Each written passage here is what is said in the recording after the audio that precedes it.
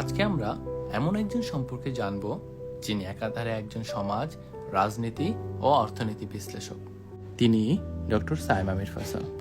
সালটা 1994, 17 আগস্ট ফরিদপুর জেলার সদরপুর উপজেলায় আট্রসি নামক নিবিড় ছায়াঘেরা গ্রামে জন্মগ্রহণ করেন ডক্টর সায়েম। বিশ্বলি খাজা ফরিদপুরি কুদ্দুস সিরুল আজিজ সাহেবের দৌহিত্র ও জাকের পার্টি চেয়ারম্যান সাহেবের একমাত্র পুত্র তিনি। গ্রামের বাড়ি আট্রসিতেই কাটে তার শৈশবের দিনগুলো। মাধ্যমিকের পড়াশোনা সমাপ্ত করে ইন্টারন্যাশনাল স্কুল ঢাকা থেকে 2011-তে। এরপর আইবি ডিপ্লোমা সম্পন্ন করে দেশের গণ্ডি পেরিয়ে উচ্চশিক্ষার জন্য পাড়ি জমান বিলেতে। সেখানেই 2014 সালে ইউনিভার্সিটি অব নটিংহাম থেকে অর্থনীতিতে স্নাতক ডিগ্রি অর্জন করেন। পরের বছরই ইউনিভার্সিটি কলেজ অব লন্ডন থেকে সম্পন্ন করেন স্নাতকোত্তর। পাশাপাশি সেরে ফেলেন এমফিলের পর্বটাও। 2018 সালে মাত্র 23 বছর 10 মাস বয়সে অর্থনীতিতে পিএইচডি করে রেকর্ড অর্জন করেন তিনি। শৈশবে ছায়ানিবিড় পরিবেশের স্নিগ্ধতা যেন রয়েই যায় ডক্টর সায়েমের মননে। ছোট থেকেই আর্তমানবতার সেবায় নিজেকে বিলিয়ে দিতে পছন্দ করতেন তিনি।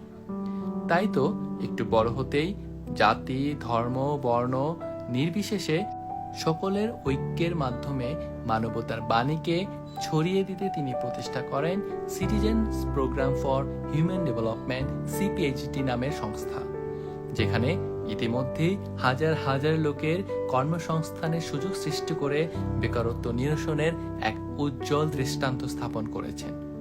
শুধু রুটি রুজির ব্যবস্থায় নয়, চাই দেশ ও রাষ্ট্রের সংস্কার। তাই তো ইতিমধ্যেই রাজনীতিতেও নাম জড়িয়েছেন ডক্টর সায়েম।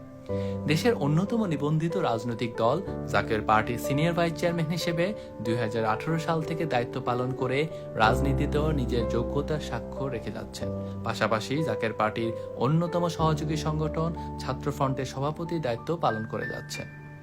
নিজের মেধা, দূরদর্শিতা আর অক্লান্ত পরিশ্রম অতি অল্প সময়ের মধ্যেই বিশিষ্টজনদের নজর কাড়ে।